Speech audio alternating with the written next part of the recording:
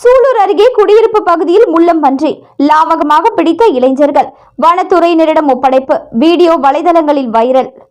கோவை மாவட்டம் சூலூர் கண்ணம்பாளையம் பகுதியில் உள்ள வீடு ஒன்றில் இரவு நேரத்தில் முள்ளம்பன்றி ஒன்று திடீரென நுழைந்தது.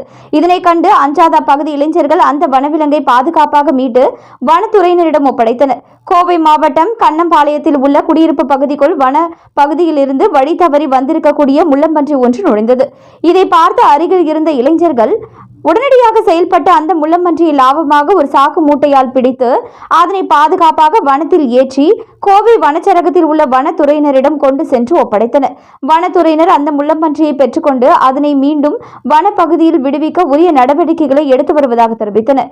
குடியிருப்பு பகுதியில் நுழைந்த வனவிலங்கை எவ்வித தொந்தரவும் இன்றி மீட்டு வனத்துறையினரிடம் கொண்டு சென்று ஒப்படைத்த இளைஞர்களின் செயல் பொதுமக்களின் பாராட்டுகளை பெற்றதோடு வலைதளங்களிலும் வைரலாகி வருகிறது.